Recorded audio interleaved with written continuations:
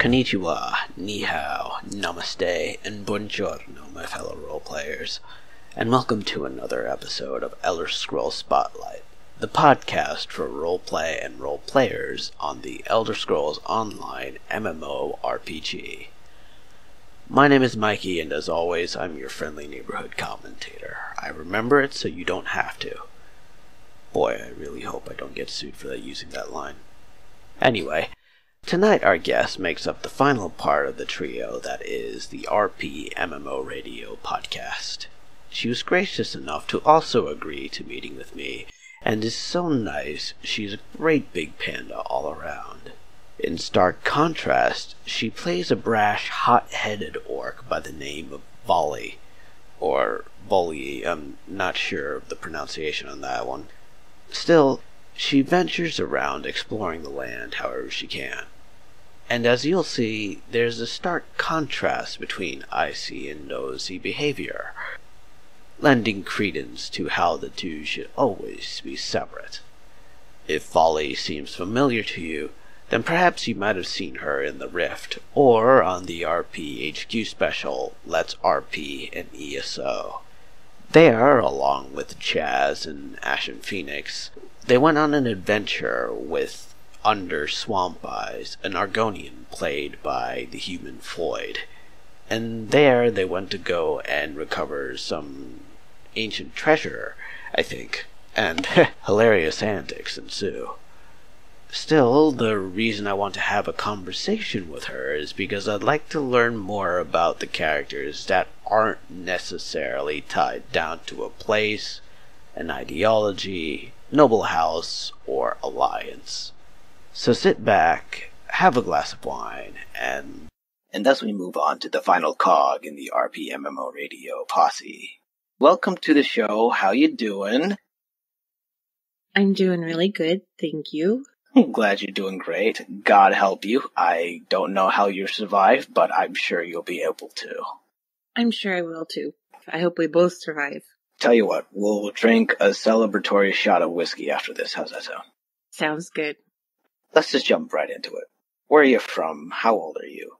Oh, I am from Broken Arrow, Oklahoma, and I'm not supposed to ask a woman their age. Well, chivalry's dead, and there's this thing called feminism that's apparently fighting for equal rights and stuff, so I don't know.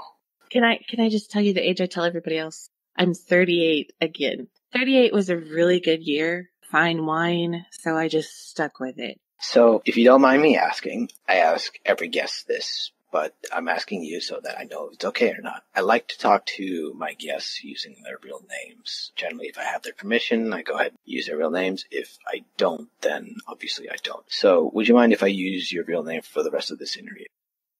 Not at all. Okay, that's great. So, let me ask you this. How did you first get into video games? Well, when I was growing up, I had an Atari. I think Pong was probably my favorite thing, because, challenging, and I had a brother that was 2 years older than me, and we were so competitive.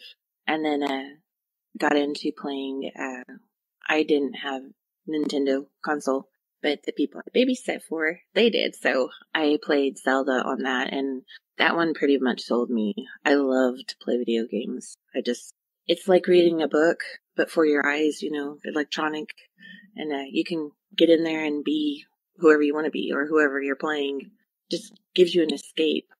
That sounds like you like games that are more story-oriented, as opposed to, like, the heavy action-oriented games, like Doom or something. Would that be fair to say?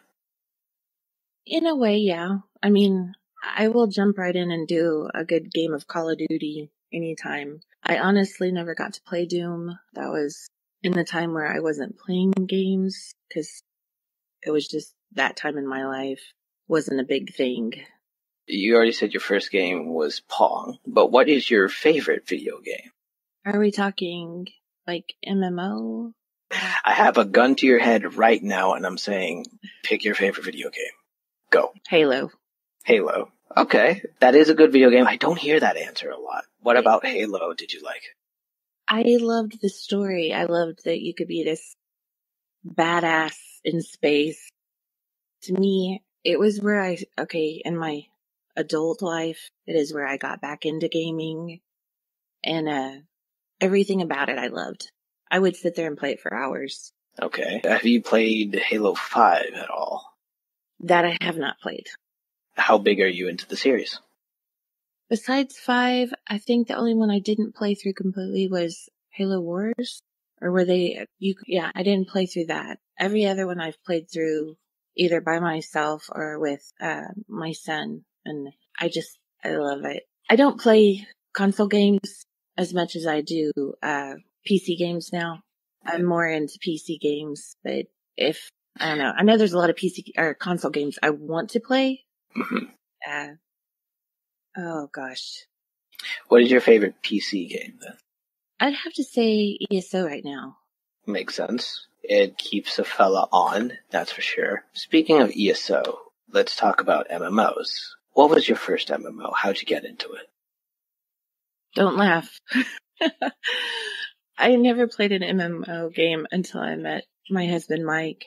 And he tried EQ2, but we didn't have a computer that was like 2 computers strong enough to play EQ2. So he found Wizard's World, and he started me on that. And I loved it. It was so much fun. Just had a blast. And so once he realized, okay, yeah, she's really into this, we invested into another computer that was strong enough to play other games. And then I got into EQ2. And a lot. I stayed with it for a while. From there, it was off to the races. Yeah, I can't even tell you how many MMOs I've played. Let's rattle off a list. I did this with Ash. I'll do it with you. So, Guild Wars 2. Yes. Star Wars The Old Republic. Yes. Age of Conan. Yes. Conan Exiles. No. Final Fantasy XIV. Yes. Realm Reborn. Yes. Aeon, Wildstar. I think there was another one in there somewhere. World of Warcraft? No, I actually never played that, which is funny because my brother, huge World of Warcraft, and he even offered to buy it for me so I would play with him.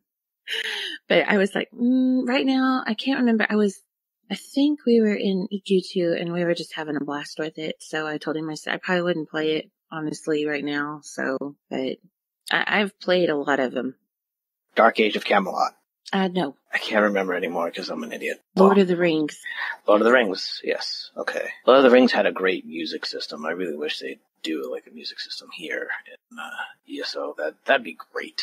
I know there's a lot of aspects from each game that if they could just ball that into one game, that'd be great. Awesome. Yeah, it'd be awesome. So, moving on from MMOs, where did RP start for you? How'd you get into that? Mike introduced me to it, and I was not sure. At first, it made me super nervous. I was a slow typer, and so I just didn't feel like people would take me serious. And so I think I truly started in EQ2, and luckily I had people like Jazz and Mike, and they made me more comfortable as I played, and I started to venture out and try to actually do it. And at first it was so awkward. As it is with anything when you first try it out, I can imagine. Talk to me about your first RP character. What was they like? Let's see. Xerath was my first RP character. I would have to say she was a lot like me, kind of quiet, unsure of herself, very timid. One thing with me, I got really lucky because Mike is a very strong RPer. And so I could kind of ride his coattails, and he gave me pointers and helped me. And I don't know. I had friends with her, but it's a two-edged sword with that too, because I always felt like, maybe people just liked me because of him, because I'm with him. Well, that's kind of the reason why I'm interviewing you right now, is because I like Mike, and you're just riding on his coattails. Oh. Yeah. No, I'm kidding. But okay, I do understand that sentiment. I've had friends who were like that felt that they were there because of that they were included because of someone else rather than someone wanting their company, if that makes sense. Yeah, it does to me. And Yes. but Zareth, I really didn't have a lot to base her on. And so I had me. And so that's what I've kind of went after is I just kind of made her, kind of in my aspect. And I wouldn't do that again. It's a good stepping stone, I'd say, to step into a larger world, to quote a wise old sage. What kind of RP did you do on her, and how did she develop from there? I basically did the guild RP. I tried to make sure I went to the guild functions, anything that was going on, socially, I'd try to throw her in there. And I will say it was difficult at first because when people don't know you in the RP society, they're not, at first, everyone is super nice, don't get me wrong, and they're super helpful. But with having the experience I do now, like with trolls, sometimes it's hard to get people to open up to you and let you in because they don't know if you're serious or not. And it might take a couple of times, it would take me a couple events to actually, for people to see that I'm not just somebody that's a troll or making fun of people, that they would actually start to let me in. They might say hi or something the first time I was there, but then they would be, going about what they were doing. So did I answer the question? I'm sorry. No, but that's okay, because this show is all about tangents, and we're going to go on as many tangents as we possibly can, don't you worry. Okay. So, I do get where you're coming from, though, because there's also that feeling of being a little daunted when you're at a public event or a little bit of a function. I did have trouble with that when I first started as well. There's also the fact of wondering whether or not, you can actually find and make friends. It's kind of like being in a new school where you don't know anybody and you're kind of afraid to talk to people because either you don't know them or you're not sure how they'll react to you once you start talking to them, whether they'll accept you or not. Does that make sense? It does. You don't want to sound like a dork or like I was always worried that I would say the wrong thing in RP. Like, I know you've probably experienced this, but I'm horrible at jokes. And so I might type something in and it be taken totally wrong, not in a joking sense, but like a serious sense. And then I sit there for the next hour and apologize. I'm so sorry. I didn't mean it that way. I'm so sorry. But it was so new to me. I didn't know, what was good etiquette and what wasn't.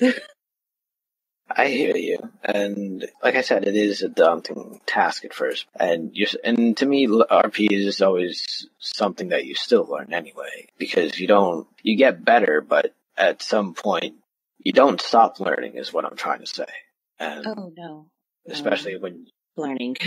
And especially when you are RPing with a large group of people, even if it's with, the same niche group of friends or a clique that RP with constantly, even then you always learn something to do differently or something of that nature. So I definitely know where you're coming from.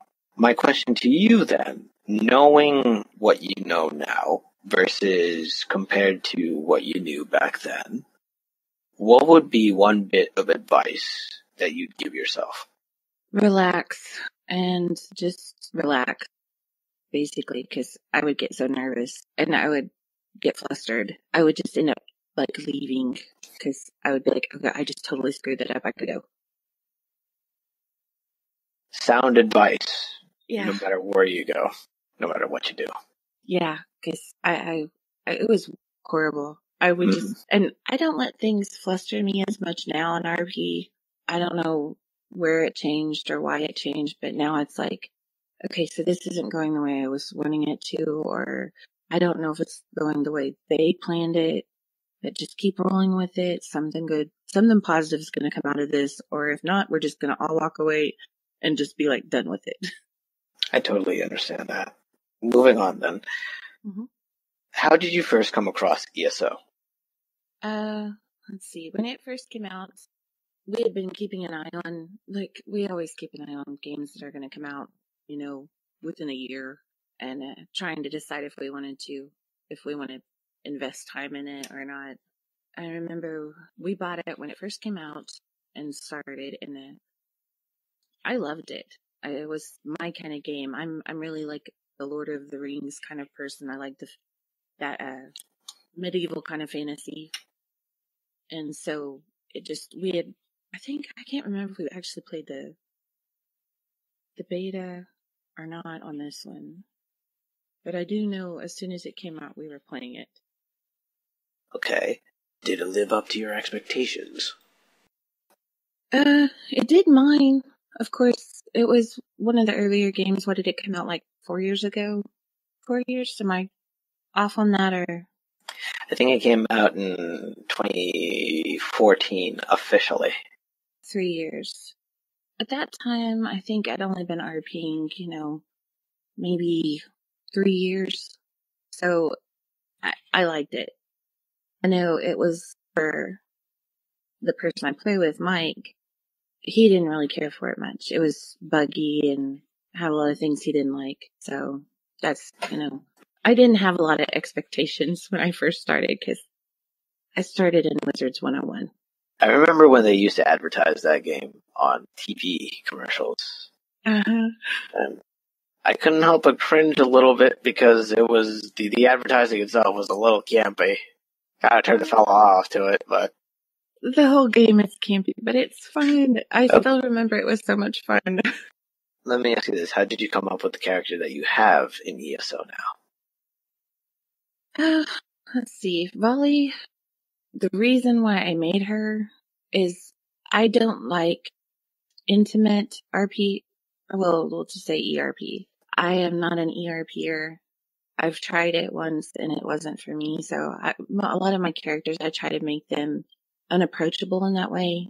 And she's an orc.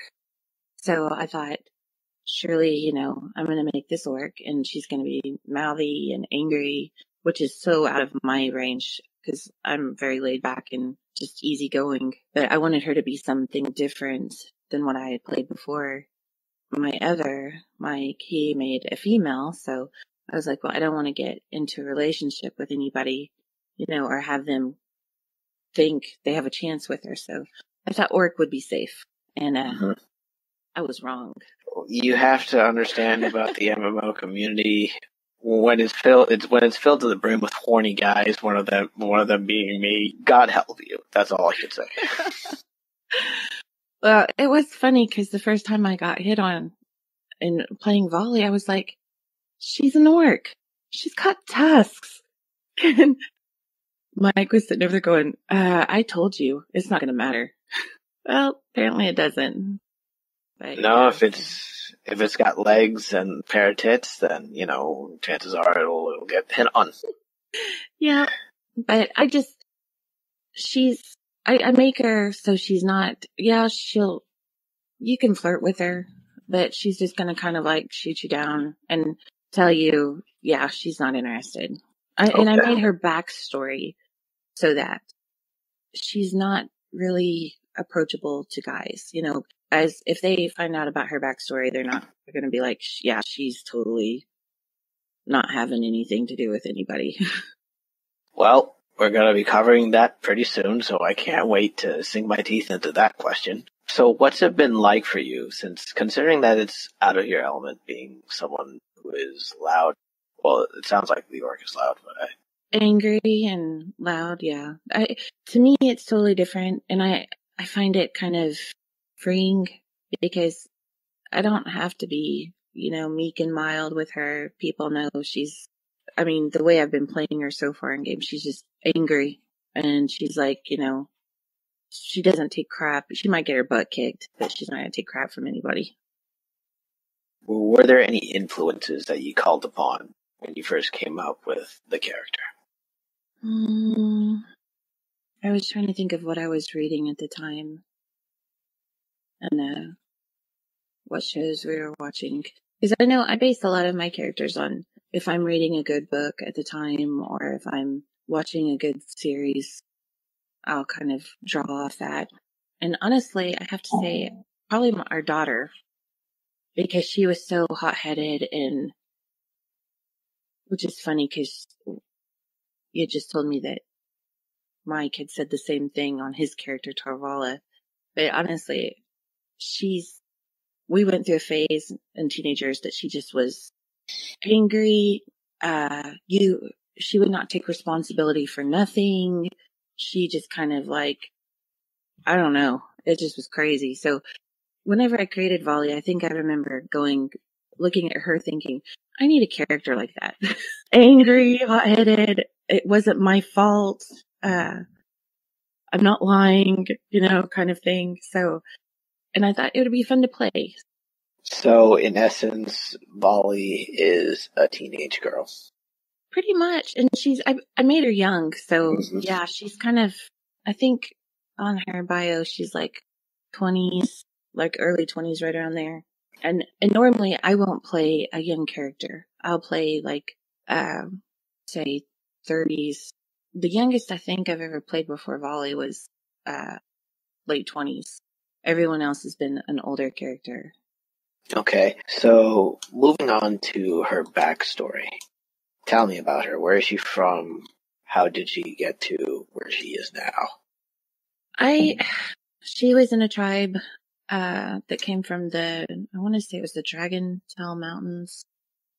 And, orcs they have their own kind of backward society. Like the chieftain's the only one that is allowed to bear children. And so it kind of based, her mom was like the priestess or like I don't remember what you call it for like the orcs, but she'd be like their witch doctor kind of person. And when Volley was born, she was born albino. Mm-hmm. And the chieftain always accused her mom of, that Volley wasn't his, accused her of cheating. And Volley was kind of always seen as an outcast because of how she looked, because the rest of everybody in her tribe was, the dark green, black hair, really big, and Volley was always kind of puny. So in her backstory, her father killed her mom, finally just blew up because something had happened where one of the other his other son, like, the one that was going to be like the next in line, the heir to the throne, got hurt really bad. And, it was because they were picking on Volley and she just outsmarted him.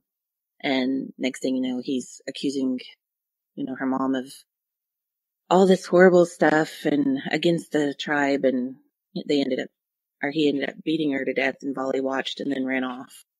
And then, basically in her story, she kind of got adopted by, Altamir and, raised kind of like in the story, the Altamir adopted, she had of course, Volley the orc. I made it where she adopted like a Khajiit, Aragonian, and Volley was kind of brought up kind of like an orphanage kind of household, and the Altamir adopted mother raised horses and bred them, and so Volley's really good with horses and training them and stuff. So that's kind of where she came from story. So how was it that Altmer would take in an orc? Are these Altmer like on the Somerset Isles, or are they like traveling merchants? How did that happen? I based her mother, which I actually play. I have a character rolled up for her mom. She was a defector from the Altamir or military, and supposedly had died in one of the wars. And she doesn't want to be found. She kind of went outside the box. Just instead of keeping with the war theme, she kind of just started adopting these weird kids, other race kids, and just kind of made a life for herself. And I don't think I have a bio written up for her, but I have like plans to, and she's going to be, in hiding. I've actually done some storyline with one of Mike's characters about that. How she's an Altamir in hiding and she doesn't really want to be found because everyone thinks she's dead. So does that mean that Volley also thinks that she's dead as well? No, Volley's one of the few that knows she's alive. Oh, she's alive. Okay, gotcha. So she was basically in sort of like a orphanage environment. You could argue that she comes from a pretty, I want to say a diverse background, considering that she might have been surrounded by all these different races. You know what I mean? Yeah, and that's kind of how I wanted it. Like, I know a lot of the orcs are not supposed to be like, they're more, I don't know how you'd say it, digressed, not as advanced as like the Altamir, the Dunmere, and more like the Bosmere. And so she's had learning, of course, her Altamir mom her name is Kyle, and she, of course, taught her to read, taught her manners. Whether she uses them or not is a whole different story. But, basically brought her up and the others to be, accepted into a society, I guess, is what I was kind of shooting for. And I always hope that I always hope that my backstories work out, I know a lot of lore and stuff, you kind of have to watch because you've got people that are like, well, that doesn't add up with lore. So I try to, read up on what I'm going to do or kind of have an idea of where I'm going. And I don't set it all in stone. You can go back and perhaps keep it flexible or change something if needed, if something doesn't add up or something of that nature, right? Yeah. Okay. Moving on then. What has she gone through since venturing out into the world? What sort of events / RP have you gotten her in? I'm curious. Well, I do do the guild RP. And other than that, I kind of do just, our guild right now is not like real strong. And I don't know how to say it. We're kind of a mix of RPers, and there's a lot of raiders in there right now. And they do have a guild night every Thursday night. But I have been taking her up to Rift and just random RP with people. And I've met some really neat people just doing that. Would you mind walking us through, say, a significant event that has changed your character, be it in her backstory or, in any moment in RP? If you had to look at, say, the way she is now and how she was then, and then we draw a line down the middle, where would that line be? What would be that catalyst? Does that make sense? Yeah, it makes sense, but I don't know if I have a specific line for her yet. Let's see. I'm thinking. I honestly, because, let's see, I know we came back to the game and she was my first character. She wasn't my original ESO character. Original one I made back when the game started and before we left. And when I came back, I was like, I want to do somebody like Volley. Probably just actually, I would say taking the step and joining Aluna, the guild I'm in, because she was a loner. She, of course, part of her life had to be kept secret because of her mom, No, she doesn't want to, draw attention to her because of her situation. And she just was kind of, I'd say when I first brought her into the game, she was kind of a rambler. She really didn't do a lot with anybody. And then I met Chaz's character, the leader of Aluna, Kai, and she invited Volley to come along, and Volley was like, this is stupid, Of course, that's how I was playing her. But I guess just joining that group, because after that, she kind of felt like besides having her adopted home, she had another place, home, basically, of friends that, she's never really had before. So I'd have to say joining Aluna would be her line.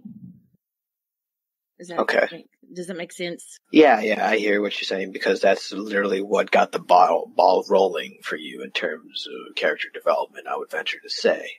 Yeah. Alanu is Jazz's guild. They are I believe, as she put it, mercenaries and mailmen. So she didn't say mailman, but that's what I'm saying. Which is an interesting concept in and of itself, because it's something that the mercenary concept, yes. The mailman part, I don't know. I never really seen that done before. Granted, of course, mailmen can also sneak stuff that's not exactly, wink, wink, nudge, nudge. He said with a criminal connotation. So how has that affected Volley in any way? Like the fact that she might be a part of any sort of a shady organization. Does she have a set of morals that are black and white, or does she take them to the shade of gray?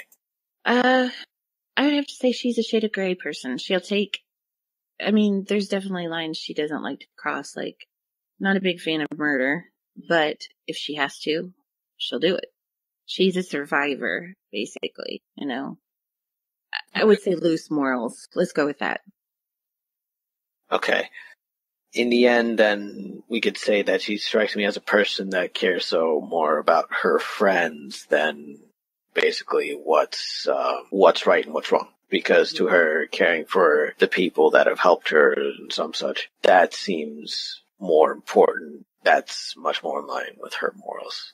Is that fair to say? Oh, yes, that's very fair. She would definitely, if it became a situation between, like, Kai or, I cannot think of his character, Mike's character in the guild, she would definitely pick them over anybody, if it came down to... Kenix, was it? Kenix, thank you. Yes. Yes, Nix. She's always called him Nix, and she's always had fun flirting with him, or attempting to, and him being a Dunmere. It's so funny, because she's always hitting on him, but he's like, no. Just no. Uncultured swine. Damn box cat. So disgusting. Yeah. Would you mind talking about your first character just a little bit more in depth? Sabin? During ESO? Yes, if you RP'd her at all, that is. I really didn't RP her a lot.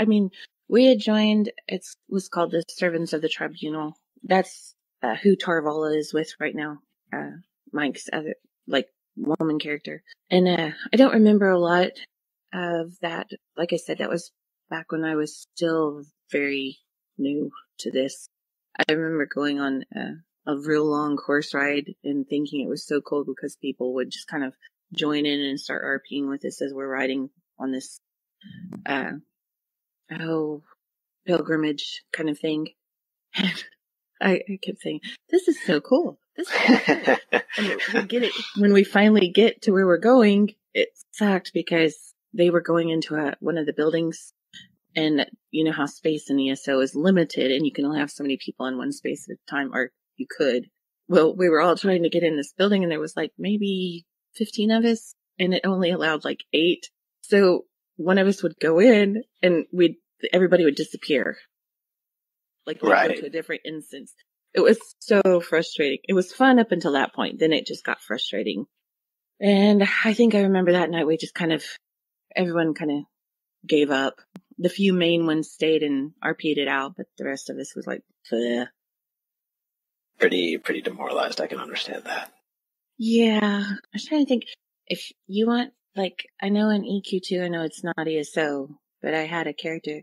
She's where I really started to open up. And I can tell you about her because I played her for several years. Well, sure. Let's get into her for a little while. Her name was Halan. Yeah. And she was my main in EQ2. And, God, I did things with her I never thought I actually as a person could do. She was a performer. She performed every Thursday night at one of the taverns. And, I had so much RP with her. We were in, I think it was called the Spectre Cartel. And, oh man, those were the glory days. We had run events all the time.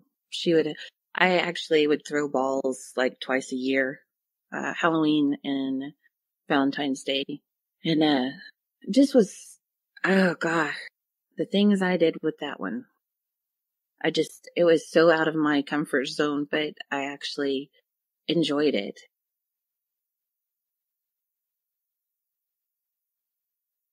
So then I'm starting to notice a bit of a running theme here in that you enjoy doing things that I would say you're not familiar to. First with a performer character and now a character that has a bit of a temper and is rash and angry.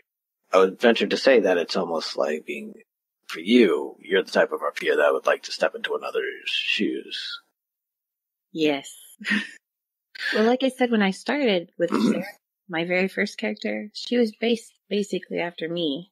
And what I learned from that was that's okay to play that person, but this is make-believe. You want to be somebody that you can't normally be. You want to be somebody, that, with Halan, she was desirable. She was somebody that was at first she was not, she was meek, mild because I was getting her introduced. And then when I left EQ2, she was, I felt like she was a star because she, I had so many compliments on her performances. She threw events that I think at one time we had like 50 some characters show up to one of her events. And so and then Volley, I wanted something that, that was another out of not my normal cup of tea and that was kind of a rage character, she, at the drop of a dime, she's pissed. I've had instances in the game that, where somebody's come in and confronted her and she's been like, you know what, if you don't leave me alone, I'm going to smash you. And, they walk away from her because she's not, that's when she's not playing. So I try not to play characters like Zareth from the beginning because that it's make believe. I want to be somebody that I can't normally be in real life or, I want to step out of my comfort zone. Sure. That's perfectly understandable. I hear you. I remember watching your character on Let's RP and ESO with Human Floyd. So let's talk about that for a little while. Why don't you walk us through what happened through Volley's point of view?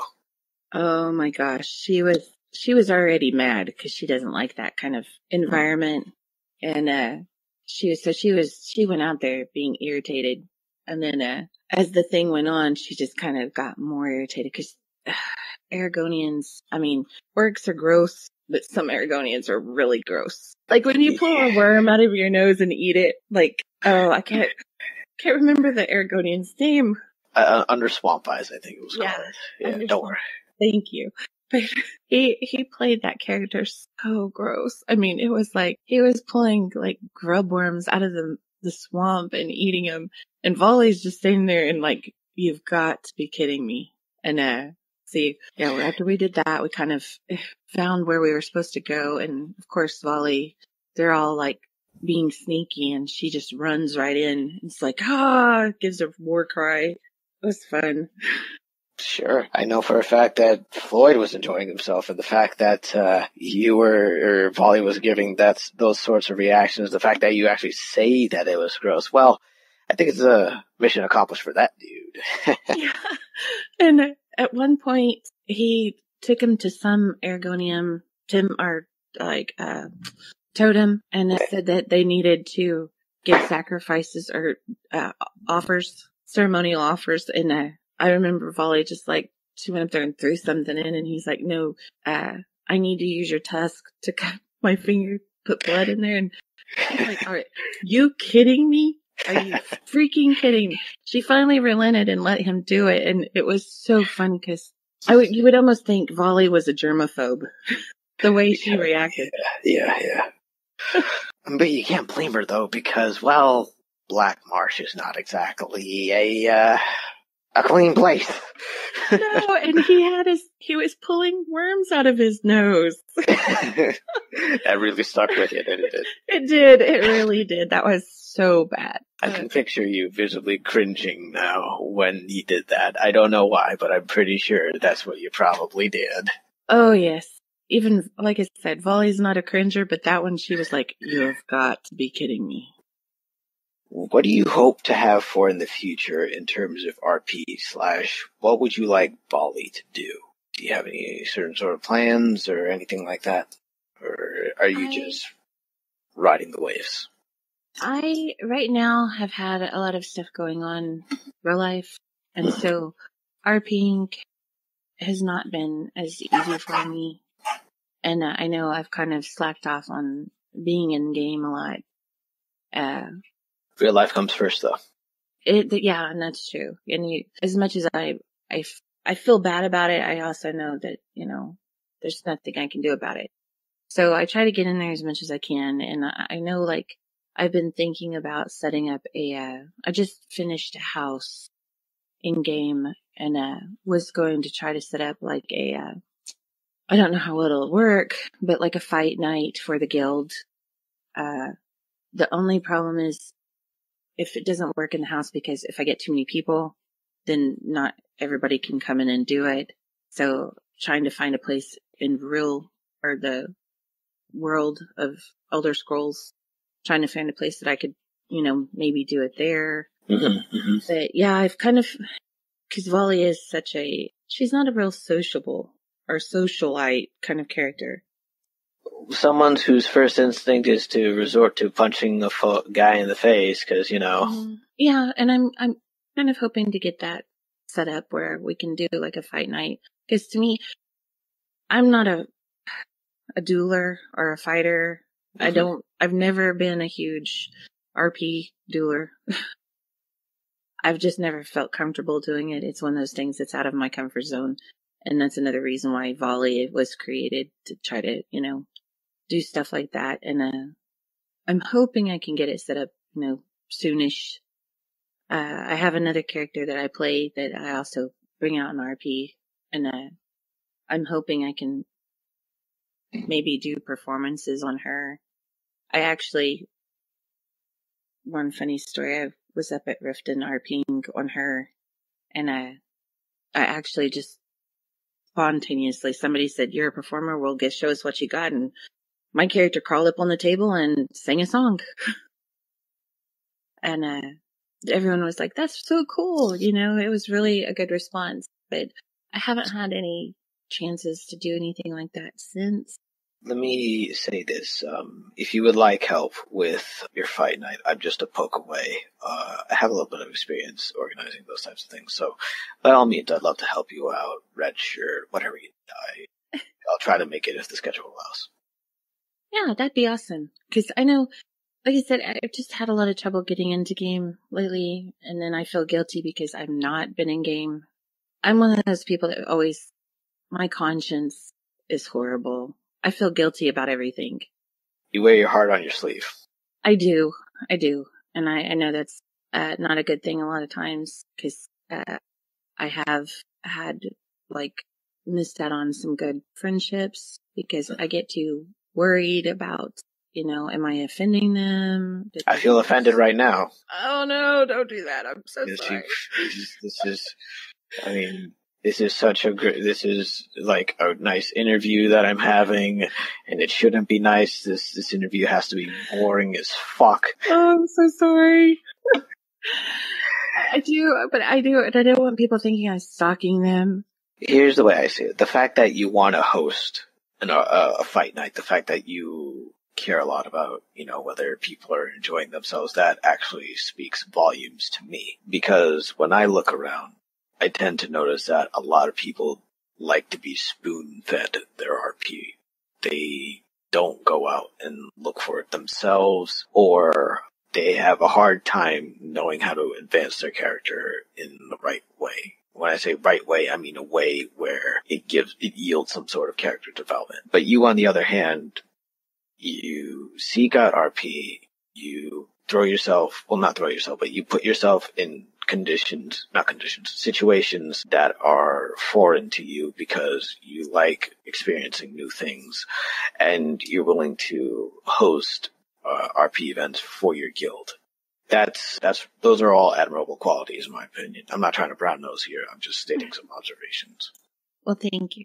And I know with Volley, and I think, playing somebody different like her, it's not been easy because it's not me, I want to do her justice, and sometimes I feel like I don't. So, but I do appreciate what you said. No problem. We are now nearing the end of our interview. I wish we weren't, but all good things have to come to an end. I'm sure you want to get the fuck out of here too. So No, I'm fine. I've actually really enjoyed just chatting with you. I'm glad, really I am. So we're going to close this conversation. We're going to close this interview off with a 10-item questionnaire. You're almost there. This 10-item questionnaire was first used by Bernard Pivot in his French program, Bouillon de Culture.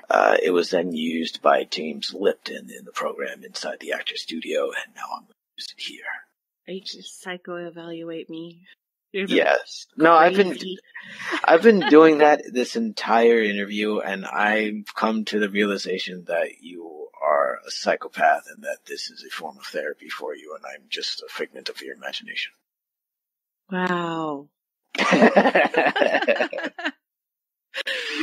I'm sorry, you sounded so deflated.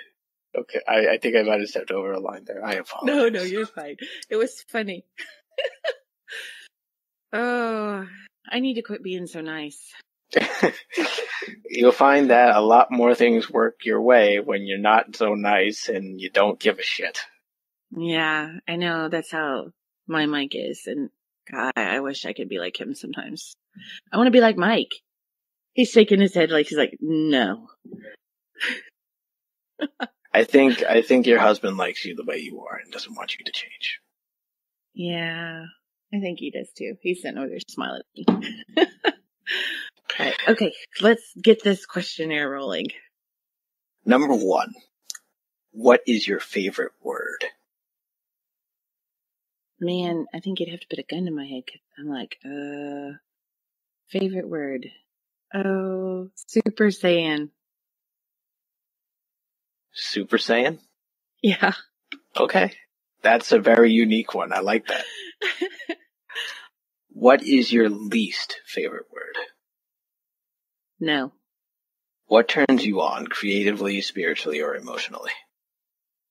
I'd say a good story. Something that can hold my fascination. What turns you off? Getting hit on. What is your favorite curse word? I'd have to say shit. What sound or noise do you love? The quiet. I don't like noise. I mean, if I had to pick, I can lay in my bed and just hear the silence in my house. And it just, for some reason, it's like, ah. What sound or noise do you hate? I'd say just a randomly barking dog. What profession, other than your own, would you like to attempt? Being a writer of like books. What profession would you never in a million years, they couldn't pay you enough to do it, would you absolutely not want to do? Be a politician. If heaven exists, if God exists, what would you like to hear him say when you arrive at the pearly gates? Welcome.